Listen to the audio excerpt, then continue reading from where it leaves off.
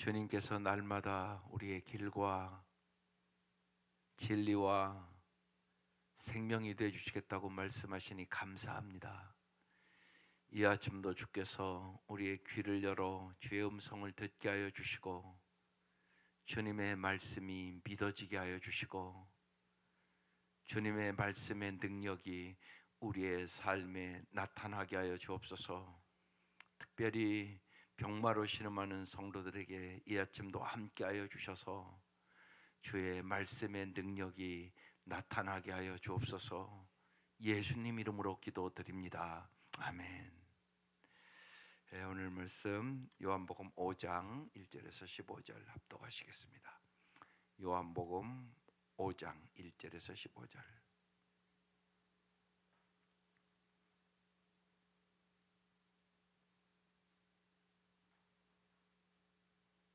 시작.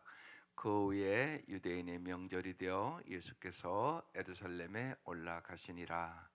예루살렘에 있는 양문 곁에 히브리 말로 베데스다라 하는 못이 있는데, 거기에 행각 5이 있고 그 안에 많은 병자, 맹인, 다리 저는 사람, 혈기 마른 사람들이 누워 물의 움직임을 기다리니, 이는 천사가 가끔 못에 내려와 물을 움직이게 하는데, 움직인 후에 먼저 들어가는 자는 어떤 병에 걸렸든지 낫게 됨이러라. 거기 38해 된 병자가 있더라. 예수께서 그 누운 것을 보시고 병이 벌써 오래된 줄 아시고 이르시되 내가 낫고자 하느냐. 병자가 대답하되 주여, 물이 움직일 때 나를 못에 넣어주는 사람이 없어 내가 가는 동안에 다른 사람이 먼저 내려가나이다. 예수께서 이르시되 일어나 내 자리를 들고 걸어가라 하시니, 그 사람이 곧 나아서 자리를 들고 걸어가니라. 이날은 안식일이니 유대인들이 병 나은 사람에게 이르되 안식일인데 내가 자리를 들고 가는 것이 옳지 아니하니라. 대답하되 나를 낫게 한 그가 자리를 들고 걸어가라 하더라 하니, 그들이 묻되 너에게 자리를 들고 걸어가라 한 사람이 누구냐 하되, 고침받은 사람은 그가 누구인지 알지 못하니 이는 거기 사람이 많으므로 예수께서 이미 피하셨음이라. 그 후에 예수께서 성전에서 그 사람을 만나 이르시되 보라, 내가 나았으니 더 심한 것이 생기지 않게 다시는 죄를 범하지 말라 하시니, 그 사람이 유대인들에게 가서 자기를 고친 이는 예수라 아니라. 아멘. 오늘 말씀은 베데스다에서 생긴 일, 이게 제목입니다. 여러분이 매일 성경이 있으면 언제나 제목을 꼭 기억하시고 묵상을 시작해야 되고요. 그리고 먼저 이 기도를 한번 잘 보세요. 많은 경우는 자기가 기도한 것도 잊어버린단 말이에요. 그래서 오늘 기도 이렇게 써 있단 말이에요. 무력한 기다림의 자리에 오셔서 말씀으로 새 힘을 주시니 감사합니다. 이렇게 써놨다고요. 오늘 말씀 잘 보십시다. 이걸 안 띄고 여러분 날마다 붙여놓는 이유가 있어요. 여러분이 하루하루 기적의 삶을 살아야 됩니다. 하루하루를 잘 사는 거야. 꼭 잊지 마셔야 돼요. 내일은 내 날이 아니에요. 우린 근데 그걸 잘 생각하지 않아요. 하루하루를 잘 사는 거예요. 어제보다 나은 하루. 하나님은 내일 일을 걱정하지 말라고 그러잖아요. 근데 우리는 내일 일을 수없이 걱정하고 살거든요. 하루하루를 이 말씀을 붙잡고 살아가는 거예요. 그러니까 하루하루의 기적의 삶을 살아가는 법을 배우세요. 그게 중요합니다. 그래서 기도로 묶어놓은 거거든요. 정말 나의 삶이 애굽과 같은 삶인지, 내 삶이 애굽에서는 탈출했는데 광야와 같은 삶인지, 내 삶이 가나안 땅에서의 삶인지. 가나안 땅의 삶은 대표적으로 우상 숭배의 삶이에요. 그러니까 애굽의 삶은 노예의 삶을 얘기하는 거고, 광야의 삶은 훈련의 삶을 얘기하는 거예요. 그리고 가나안 땅에 들어가서는 그들이 우상 숭배하거든요. 우상 숭배의 삶을. 그 다음에 예루살렘의 삶은 율법적인 삶을 얘기하는 거예요. 그 다음에 갈릴리로 다시 그들이 돌아가거든요. 갈릴리의 삶은 새로운 삶을 얘기하는 거예요. 내 삶의 자리가 어디 있는가를 여러분이 날마다 깊이 생각하고 주님이 원하시는 삶으로 기적의 삶을 하루하루 살아가는 것입니다. 오늘 베데스다에서 기적이 일어나잖아요. 보십시다. 그 후에 유대인의 명절이 됐어요. 예수님께서 예루살렘에 올라가셨어요. 올라가신 이유가 있겠죠. 2절. 예루살렘에 있는 양문 곁에 히브리 말로 베데스다라는 못이 있는데 거기 행각이 5이 있어요. 베데스다, 자비의 집이란 뜻이에요. 3절. 그 안에 많은 병자가 있었다는 거예요. 맹인, 다리 저는 사람, 혈기 마른 사람들이 누워 물의 움직임을 기다렸다. 여러분, 이 사람들은 어떤 사람이에요? 인생에 참 병든 사람들이잖아요. 어려운 사람들이란 말이에요. 고통의 사람들이란 말이에요. 예수님이 여기를 찾아가시는 거예요. 여러분, 주님은 언제나 약하고 병들고 고통당한 사람을 찾아오시는 분이세요. 정말 자비의 주님이시란 말입니다. 4절. 이에 천사가 가끔 못에 내려와 물을 움직이게 하는데 움직인 후에 먼저 들어가는 자는 어떤 병에 걸려든지 낫게 됨이라. 이런 이제 소문이 난 거죠. 그래서 많은 병자들이 이제 베데스다 연못가에 모인 거죠. 그 물에 들어가면 병이 나으니까. 5절.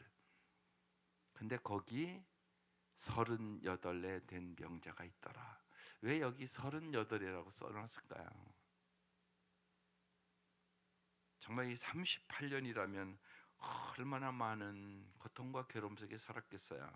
그러니까 정말 인간적으로는 어떻게 할 수 없음을 얘기하는 거예요. 38에 된 병자가 있더라. 6절. 예수께서 그 넣은 것을 잘 보세요. 말씀을 보시고 주님 보고 계시다고요. 병이 벌써 오래된 줄 아시고 주님이 그리고 또 묻습니다. 내가 낫고자 하느냐. 주님은 여러분을 보고 계세요. 여러분이 누워 있는지 일어서 있는지 병이 벌써 오랜지 몇 년 됐는지 다 알고 계시단 말이에요. 보시고 아시고 주님이 물어보세요. 내가 낫고자 하느냐. 왜 물어봤을까요?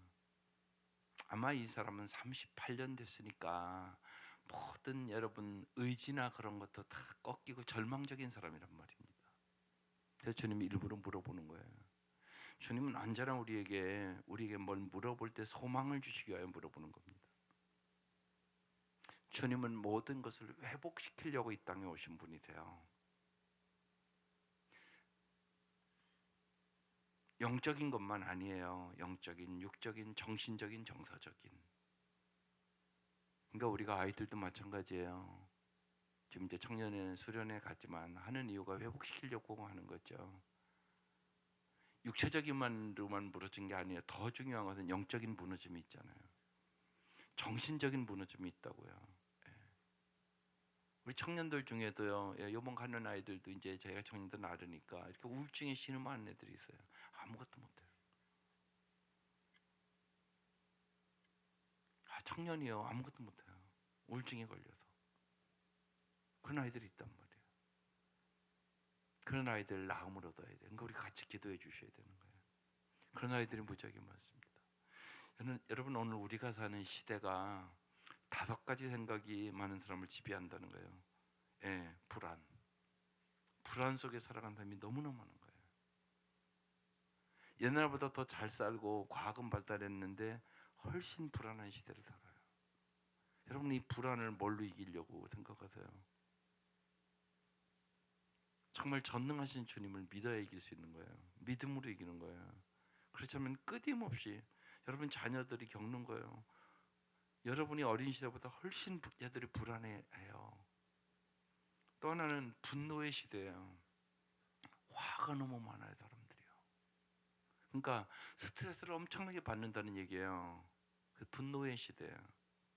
또 하나는요, 쾌락의 시대예요. 만족할 줄을 모르고요, 끊임없는 쾌락을 추구해요. 성경은 우리에게 자족하는 비결을 배우라고 얘기하거든요.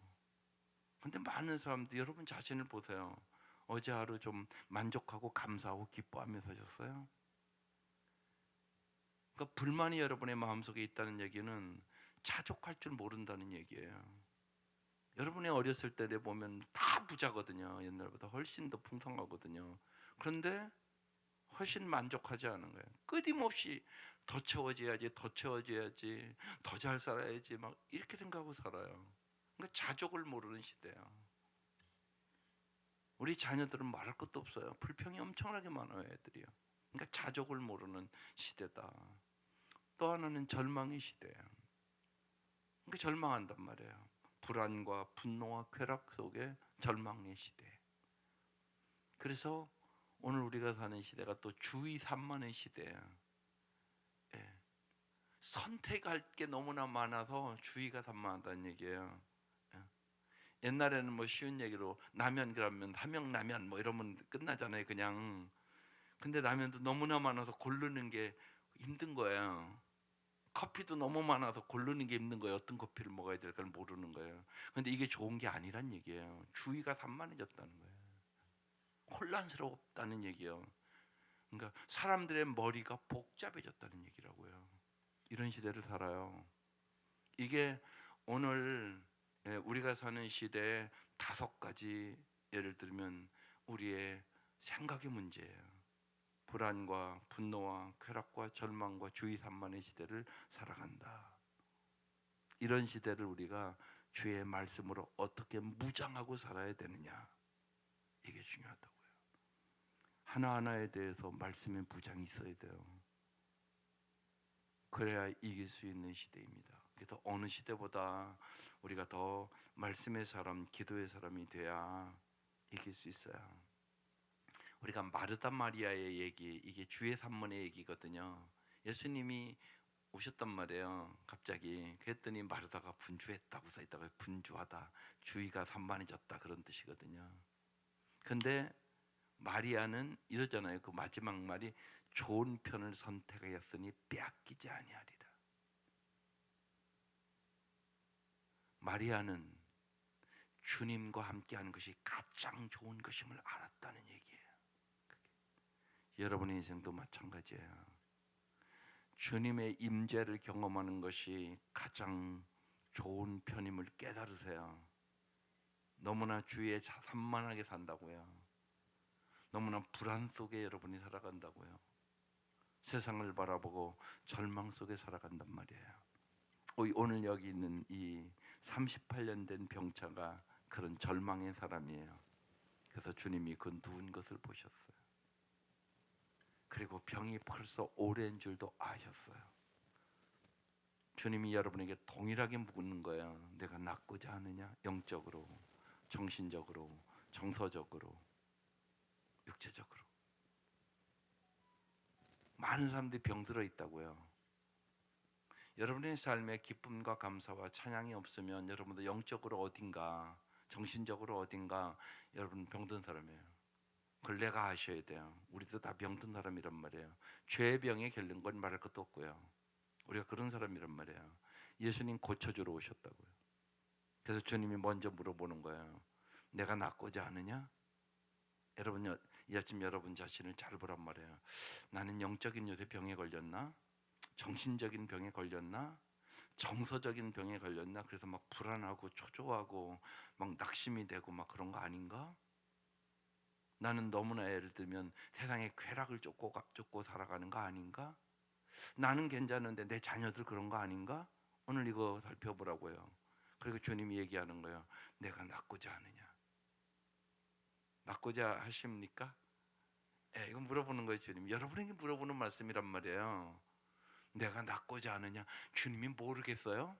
아시면서 물어보는 거란 말이에요. 너의 의지가 낫고자 하는 마음은 있는 거냐? 이렇게 물어보는 거예요. 이 사람은 어떻게 보면은 의지도 무너진 사람이란 말이에요. 절망의 사람이란 말이에요. 절망은 죽음에 이르는 병이에요. 사람은 절망하잖아요. 그럼 아무것도 못해요. 그러니까 언제나 무릇 지킬 만한 것보다 내 마음을 지키라. 생명의 근원이 이에서 남이니라. 생각부터 병들고 마음부터 병든단 말이에요, 우리가. 그러면 아무것도 못한단 말이에요. 희망을 잃어버린단 말이에요. 이 사람이 절망적인 사람이란 말이에요. 38년 동안 병자로 살았던 사람이냐고요. 그 저에게 주님 물어보는 거예요. 내가 낫고자 하느냐? 아멘이죠. 7절 병자가 대답합니다. 주여, 물을 움직일 때 나를 못에 넣어주는 사람이 없어. 내가 가는 동안에 다른 사람이 먼저 내려가나이다. 내가 할 수 있는 일이 아무것도 없습니다. 그래서 제가 지난 수요일 날 모세의 인생을 제가 일부러 설명하면서 요거 빗대서 얘기를 했어요. 모세가 I am something, 내가 모든 것을 할 수 있다. 이게 애굽에서의 왕자 생활이에요. 살인하고 쫓겨나 도망가잖아요. 이제 광야 생활을 시작되는 거예요. I am nothing, 내가 아무것도 할 수 없습니다. 이 사람 지금 그 형편이에요. 내가 아무것도 할 수가 없습니다. 물이 움직일 때 누군가 나를 저 못에 넣어줘야만 낫을 텐데 내가 가는 동안에 사는 사람이 다 먼저 내려간다고. 근데 여기 조금 더 깊이 보세요. 이게 자비의 집이 아니에요. 서로 막 먼저 들어가려고 막 얼마나 싸우겠어요, 여기서 지금요. 그 모습을 지금 보여주고 있잖아요. 그러니까 오늘 우리가 사는 시대가 경쟁의 시대예요. 수없이 경쟁을 하는 거예요. 이게 세상이란 말이에요. 이게 바꿔야 된다고요. 교회 와서 그래서 섬김을 배우는 거예요. 사랑을 배우는 거예요. 자비를 배우는 거예요. 여기가 지금 베데스다, 자비의 집인데 전혀 자비가 없는 거예요. 서로 막 들어가려고 몸부림치고 막 그런 곳이란 말이에요, 여기가. 그래서 나를 먼저 넣어주는 사람이 아무도 없다고 지금 얘기하고 있는 거예요. 꼭 잊지 마셔야 돼요. 예수님만이 여러분을 먼저 넣어줄 수 있어요. 예수예요. 예수님만이 우리를 위하여 죽어주신 분이세요. 그게 다른 종교와 다른 점. 예수님만이 여러분을 영원히 사랑하시는 분이세요. 예수님만이 정말 생명까지 바쳐 나 잘 되기를 원하시는 분이세요. 그러니까 예수님만이 오직 구원자세요.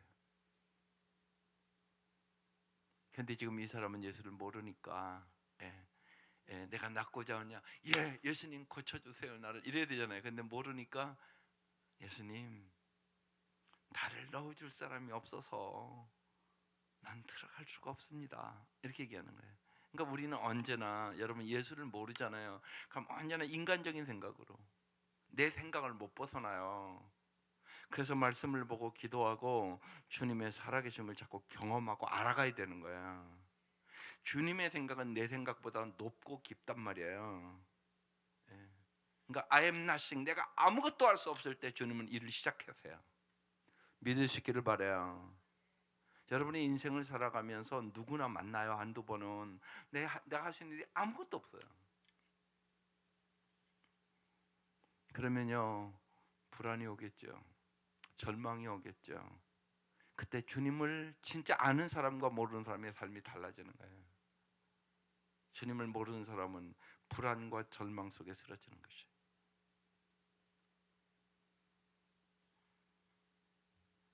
어제 집사람이랑 저녁에 그런 얘기를 좀 했어요. 불안하다는 거예요.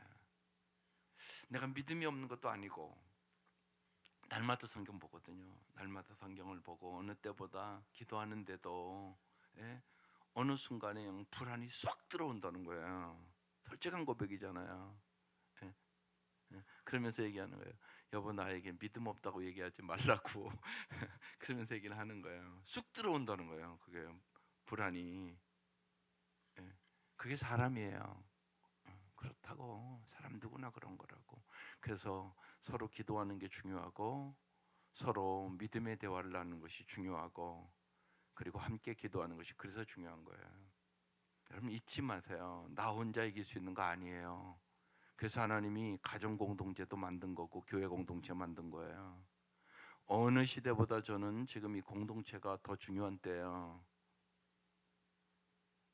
특별히 한국 성도들은 많은 경우가 무지하게 자기중심적인 신앙이에요.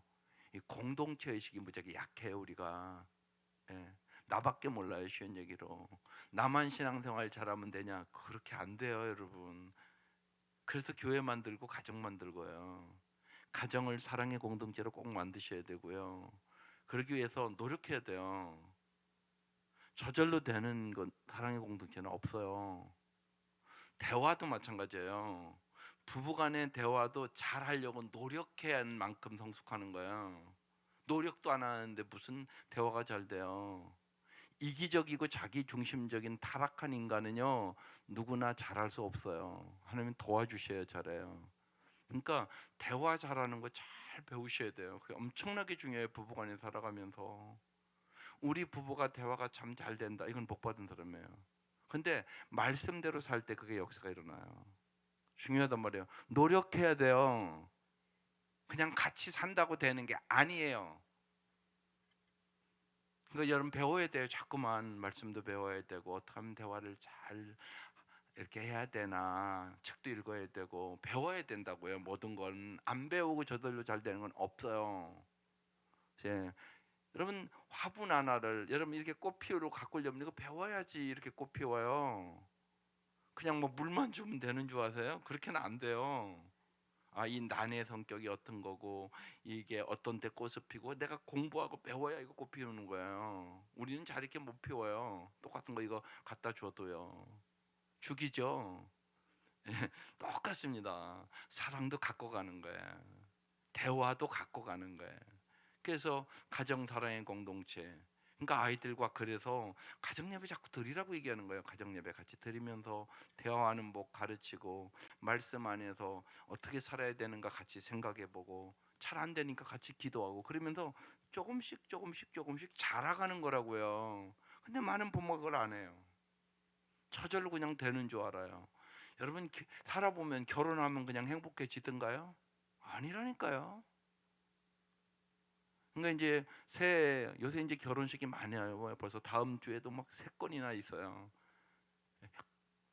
결혼식이 막 무지하게 많아요. 보면요. 근데 우리 아이들도 이제 지금 사귀고 뭐 결혼 이렇게 하고 있는데 염려되는 애들 많아요. 제가 보기에요. 쟤들은 염려가 된다 좀. 여러분 잘 보세요, 여러분 자녀들이요. 그리고 대화를 잘 하시라고요. 여러분이 가르쳐야지 누가 가르쳐요? 부모가 가르쳐야 된다고요. 대화 잘하는 거. 여러분이 보면 알잖아요. 쟤들 살면 저는 보이거든요. 쟤들 살면 많이 다투겠다. 쟤들 가치관이 지금 잘못됐다. 이런 거 보이거든요. 저는요. 아이들이요. 성경적인 가치관이 아니라 세상적인 가치관을 가지고 있는 애들이 너무 많아요. 결혼식도요. 남이 이렇게 하니까 나도 이렇게 해야 된다고 생각해요. 저는 그렇게 안 생각해요. 저라면요, 제가 어렵다고 그러면요, 저는 그냥 교회에서 간단하게 하겠어요. 주님의 교회가 이전에 이재철 목사님 있을 때 청년들 3부 예배, 그냥 예배 시간에 결혼식 해요. 그리고 간단하게 식당에서 식사하세요. 자기들 그 친지들만, 가까운 친지들만 딱 초청해서. 우리 교회도 충분히 할 수 있거든요. 그렇게요. 여러분 가진 거 없고 부모가 도와줄 수 없으면 아무것도 없잖아요. 근데 빚지면서요, 그 가치관이 잘못된 거예요. 그럼 걔들 계속 빚 속에 살아요. 그럴 필요가 없단 말이죠. 결혼식엔 뭐가 중요한 건데요. 시작부터 빚지고 시작하면 어떡하려고요. 그거 아니잖아요. 그러니까 이런 것들이 올바른 기독교 가치관을 가져야 되는데 세상 사람들이 하는 거 다 하려고 그런단 말이에요. 그거 아니란 말이죠. 여러분이 올바른 가치관을 자녀들에게 꼭 심어 주셔야 돼요. 예. 그래야 주님이 주시는 의와 평강과 희락을 가지고 살아갈 수 있는 거예요. 지난주에 말씀드렸잖아요. 하나님의 나라는 먹고 마시는 나라가 아니에요. 성령 안에서 의와 평강과 희락, 이게 하나님의 나라예요. 그렇지 않은 하나님의 나라를 이 땅에 이루기 위하여 부름받은 사람들이 크리스찬이에요. 그러니까 우리가 가치관이 변화해야 돼요. 이 세대를 본받지 말고 하나님의 선하시고 기뻐하시고 의로운 뜻대로 분별해서 살아가야 되는 거죠. 이 사람 지금 이제 젊을 때는 I am something, 자기 내 마음대로 할 수 있다고 생각했죠. 근데 지금 38년을 병자로 겪었는데 뭘 할 수 있겠어요? 아무것도 할 수 없다고. I am nothing이에요. 여기서 이제 한 걸음 더 가는 거예요. I am God's. 나는 하나님의 것이다. 그래서 모세를 80세, 어떻게 보면 인간적으로 아무것도 할 수 없는 때예요. 근데 하나님이 모세를 불러요. 80세. 그리고 모세를 통하여 하나님이 일하기 시작해요. 여러분, 하나님은 일하시는 분이세요. 주님 다 알고 계셨어요. 그리고 내가 낫고자 하느냐 물었어요. 근데 이 사람의 대답은 예수님 낫고 싶어요가 아니에요. 예수를 모르니까. 저 물속에 들어가야 되는데, 자비의 연못 속에 들어가야 되는데 사람들이 다 서로 들어가려고 싸우고 다투고 경쟁해서 내가 들어갈 수가 없다고 좀 이렇게 대답을 했어요. 8절 예수께서 말씀하세요. 그 말씀이 중요해요. 일어나 내 자리를 들고 가라 말씀하셨어요. 여러분, 주님의 말씀은 능력의 말씀이에요. 성경을 읽을 때 여러분 믿음을 가지고 주님의 능력이 그 말씀에 있음을 믿고 읽으셔야 돼요. 그러니까 읽어가면서 기도하세요. 그냥 쑥 읽고 성경을 많이 아는 게 중요한 게 아니에요. 그 말씀이 내 삶의 능력으로 임하여야 되는 거예요. 그러니까 꼭 말씀을 붙잡고 기도하라고 자꾸 제가 말씀드리는 거예요. 그 말씀을 읽어가면서 이 말씀이 내 말씀이 되게 해달라고. 이 38년 된 병자가 나라고 생각하라고요. 이 사람이 내 자녀라고 생각하라고요. 이럴 수 있단 말이에요. 여러분 남편이 38년 된 영적인 병자야. 세상 안 믿어. 죄의 병에 걸렸는데 몰라. 자기가 죄의 병을 낫으려고도 안 해. 그러니까 예수 앞에 못 나오는 거거든요. 자기가 죄의 병을 모르는 거예요 지금. 그러니까 예수 앞에 안 나오는 거예요. 예수가 고쳐주는 분인데 모르는 거예요 예수를. 그러니까 38년 된 죄의 병자가 많잖아요. 또 정서적으로 병든 사람들이 있단 말이에요. 어렸을 때 부모의 사랑 못 받고 자랐어요. 그럼 여러분 살아보면 알아요. 당신 남편이 사랑할 줄을 몰라요. 그럼 병자잖아요. 그 사람 정서적으로 병자란 말이에요. 그거 고쳐줘야죠. 누가 고쳐요? 예수가 고쳐요. 오늘 그 얘기하는 거잖아요. 그러니까 이 38년 된 병자가 나란 말이에요. 내 가족일 수 있단 말이에요. 내 아들일 수 있단 말이에요. 그걸 볼 줄 아셔야죠. 그리고 정말 연민의 정을 가지고 기도해야 되는 거예요. 왜 안 되느냐가 아니란 말이에요. 병들어서 안 되는 거란 말이에요. 병들면 안 되는 거예요. 내가 병들면 내 아내 사랑할 줄도 몰라요. 내 아내를 사랑할 줄 모르는 사람이 자식을 바로 사랑할 수 없어요. 그렇게 가는 거거든요. 그러니까 깊이 보면 이 38년 된 병자가 나란 말이에요. 그러니까 고쳐달라고 그래야죠. 근데 예수님이 고쳐주잖아요. 일어나 내 자리를 들고 걸어가라. 여러분 이렇게 얘기할 수 있잖아요. 아니 지금 내가 어떤 형편인데 일어나 자리를 들고 걸어가라고 말씀하십니까? 이럴 수 있잖아요. 근데 이 38 된 병자가 순종한단 말이에요. 9절 그 사람이 곧 나아서 자리를 들고 걸어가니라. 그러니까 예수님 말씀에 일어나 보자 그러고 일어나 본 거죠. 그러니까 나아서 자리를 들고 걸어가니라. 이날은 안식일이었다.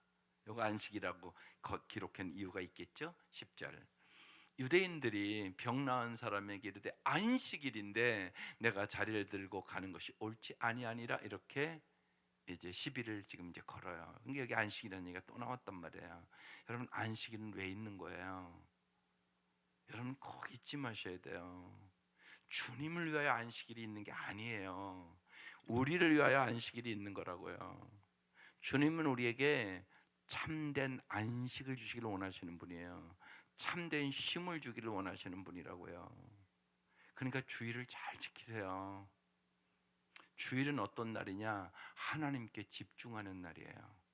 더 쉽게 말씀드리면 하나님으로부터 지혜를 얻는 날, 하나님으로부터 능력을 얻는 날, 하나님으로부터 사랑을 공급받는 날, 하나님으로부터 용서하시는 능력을 얻는 날. 우리는 날마다 사랑이 필요해요. 날마다 용서가 필요해요. 날마다 화해가 필요해요. 받지 않으면 내 감정대로, 내 기분대로, 내 생각대로 살아요. 그러고 불행해요. 여러분 꼭 잊지 마셔야 돼요. 하나님이 행복을 주시는 분이세요. 그런데 우리는 소유가 많아야 행복하다고 자꾸 생각하는 거예요.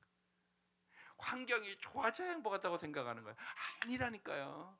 하나님이 행복을 주시는 분이라고요. 젊은 사람들은요, 결혼하면 지들이 행복을 만들어가는 줄 알아요. 아니요.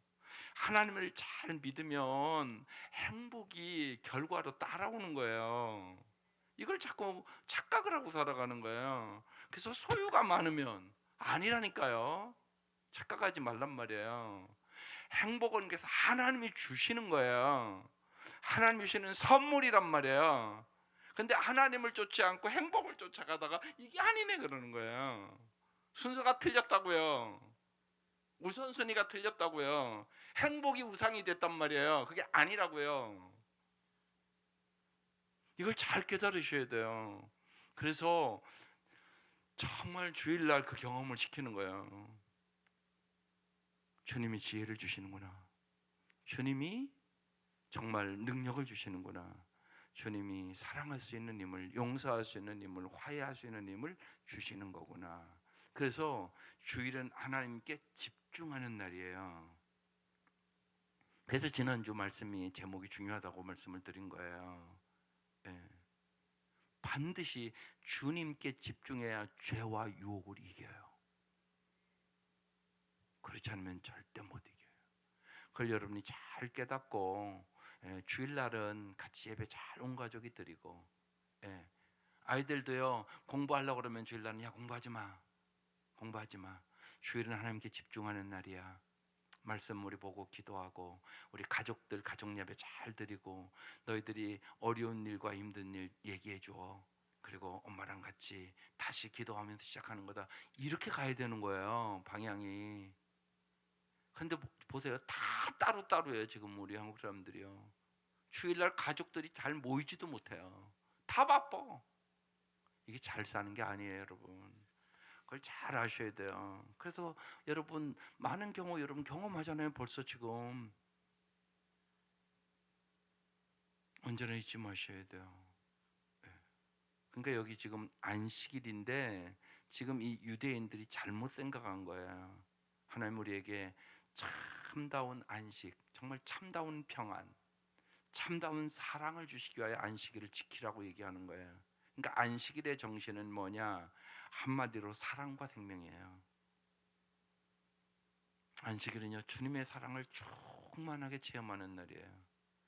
주님의 정말 주님이 길이요 진리요 생명이라고 그랬잖아요. 생명력을 공급받는 거예요. 생명력.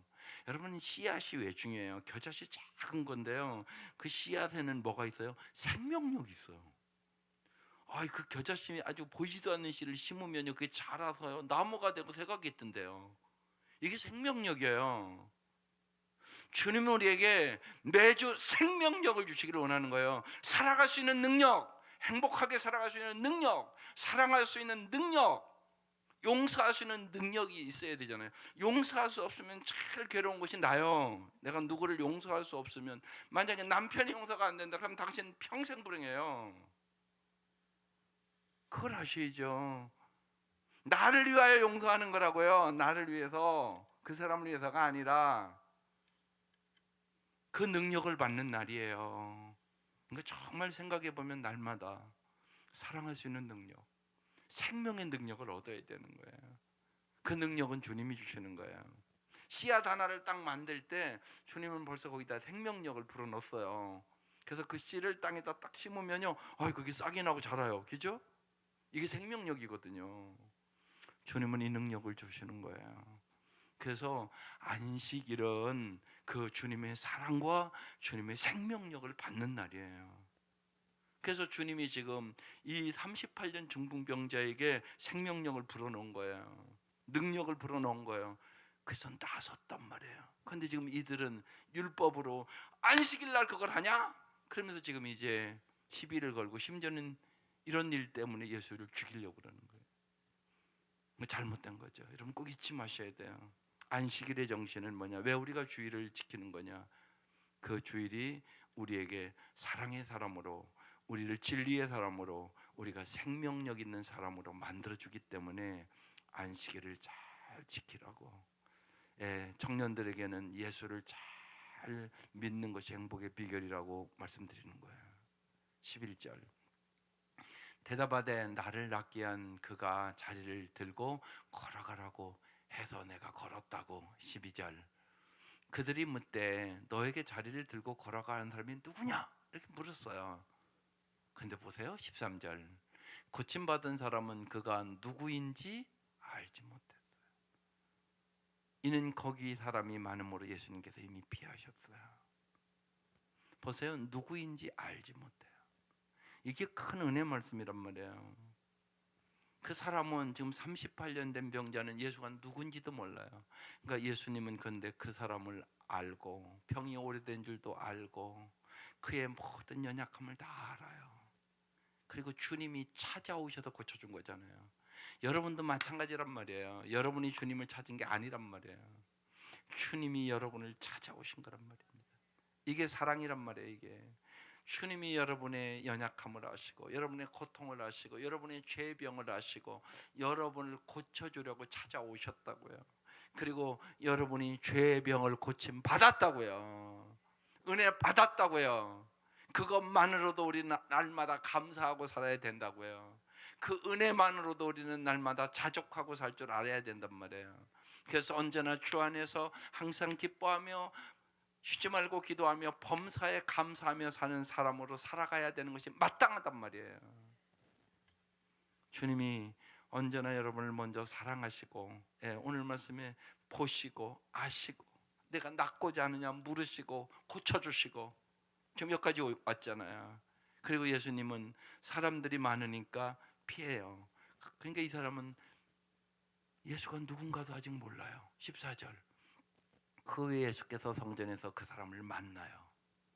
이 사람 만나러 온 거예요, 제가 보기에는요. 그러면서 그 사람 찾아가요. 그래서 막 얘기합니다. 보라, 내가 나았으니 더 심한 것이 생기지 않게 다시는 죄를 범하지 말라.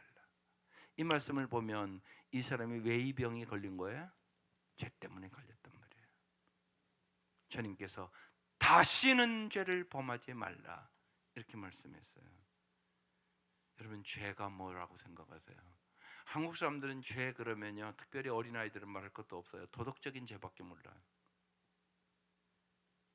죄하면, 그래서 꼭 죄를 설명할 때 세 가지로 제가 설명을 해요. 법에 어긋나는 것이 죄다. 그럼 법은 세 가지가 있다. 나라법이 있다. 여러분, 나라법에 어기지 않았으니까 여러분 여기 앉아 있는 거예요. 나라법을 어기면 감옥 가는 거예요. 그 다음에 위의 법이 도덕법이라는 것이 있다. 그래서 사람은 양심이라는 것이 있다. 그래서 부모에게 너 효도 다 했냐? 이렇게 물어보는 거예요. 여러분 어른이니까 여러분 이제까지 잘 이렇게 생각해 보면 부모에게 효도 다 잘하셨어요? 나는 다 했다 그러면 아직 그 사람 철 안 든 사람이에요. 효도하는 사람일수록 어떻게 그렇게 얘기할 수가 있냐고.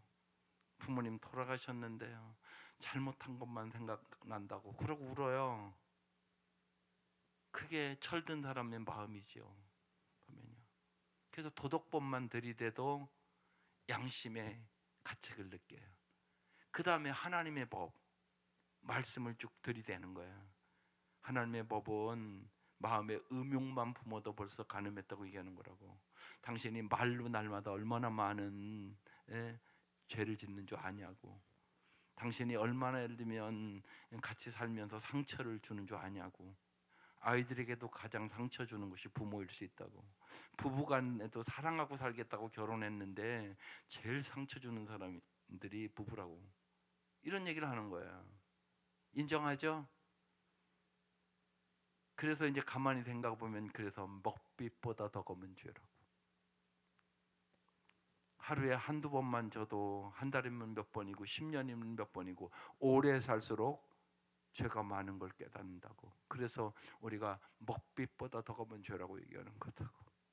먹빛보다 더 검은 죄를 주님은 흰 눈처럼 하얗게 씻어주시는 분이시라고. 그 설명하는 거예요. 여러분, 죄가 뭔가를 아셔야죠. 그래서 다시는 죄를 범하지 말라.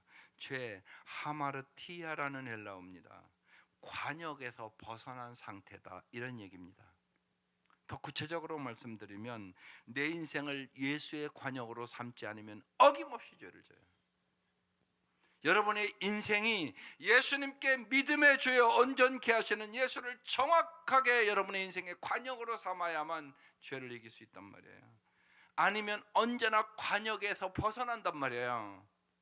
여러분, 화를 쏘는 사람이 저 10점을 그냥 탁하게 보고 딱 써야지. 여러분, 10점 맞으면 야, 잘 쏜다 그러잖아요. 근데 올림픽에서 금메달이나 은메달이나 동메달 타는 사람은요, 예를 들어서 8점 샀다 끝났어요. 그건 메달 못 따요. 거의. 그죠? 최소한 9점, 10점, 11점 받아야 금은 동메달 받아요. 그래요, 안 그래요? 그 여러분 잘 알잖아요. 근데 관역을 잘못 잡았다? 그러면 절대로 상을 못 받아요. 우리 인생도 그렇단 말이에요. 하마르티아, 관역에서 벗어난 상태, 이걸 죄라고 얘기하는 거예요. 내 인생을 위해서 예수님을 관역으로 삼지 않으면 어김없이 우리는 죄에서 벗어날 수가 없어요. 그래서 주님께 집중하라고 얘기하는 거예요. 지난주에 주님께 집중하고 살아라고. 그래야만 죄와 유혹을 이길 수 있다는 거예요. 말씀과 기도에 날마다 집중하는 것이 우선순위예요. 그래야 이길 수 있는 거예요. 왜? 오직 예수만이 길이요 진리요 생명이시기 때문에. 그래서 38년 된 병자를 고치시고 다시는 죄를 범하지 말라. 여러분, 이 사람 또 병 걸려서 죽었겠죠? 여러분, 언제나 병은 그런 거예요. 완전히 낫는 게 어디 있어요. 나섰다가 또 병 걸려 죽었죠. 그런데요, 어떻게 사느냐가 중요한 거예요. 오래 사느냐가 중요한 게 아니에요. 내가 남은 인생을, 우리는 병이 오늘 나섰다 해도 또 병들어 죽는단 말이에요. 그건 분명한 사실이잖아요. 나섰으면 남은 인생을 어떻게 사느냐가 중요한 거예요. 그래서 주님이 다시는 죄를 범하지 말라 그렇게 말씀하시고 마지막 절에 이렇게 말씀하세요. 15절, 그 사람이 유대인들에게 갔어요. 이제는 자기를 고치시는 예수라 증거했어요. 이게 우리의 삶이 되어야 되는 거예요. 예수님이 나를 고쳐주셨다고. 그래서 내가 이전의 삶은 죄악 속에 살았는데 내 삶이 변했다고, 내가 거룩한 삶을 살게 됐다고, 내가 사랑의 삶을 살게 됐다고, 내가 진리의 삶을 살게 됐다고, 이렇게 증거하는 사람으로 살아야 되는 거예요. 그래서 가서 자기를 고치시는 예수다, 내가 예수가 새로운 삶을 살겠다, 아마 육체의 병도 고쳐주시고 죄의 병도 고쳐주시고 다시는 죄를 범치 말라고 말씀하신 그 말씀대로 내가 죄악에서 이제 해방을 얻어서 살게 됐다, 이렇게 얘기하지 않았겠어요? 이 은혜가 오늘 이 아침 여러분께 함께 하시기를, 여러분 가정에 함께 하시기를 주의 이름으로 축원합니다. 기도드리겠습니다. 무한한 기다림의 자리까지, 절망의 자리까지 38년 된 병으로 말하숨 고통과 괴로움의 자리까지 찾아오셔서 고쳐주시고 다시는 죄를 범하지 말라고 말씀하시고 새로운 삶을 주시는 주님, 오늘도 주님은 동일하게 역사하심을 믿습니다. 하나님, 이 아침 영적으로, 정신적으로, 정서적으로, 육체적으로 병든 우리 자신과 하나님, 우리의 가족들을, 우리의 사랑하는 사람들을, 오늘 이 아침 간절히 기도하는 그 사람들을 주님께서 고쳐주시옵소서. 그래야 진실로 새로운 삶을 살아갈 수 있는 능력을 얻게 하여 주시옵소서. 귀한 예물들 드립니다. 간절한 기도의 제목을 응답하여 주옵소서. 예수님의 이름으로 기도드립니다. 아멘.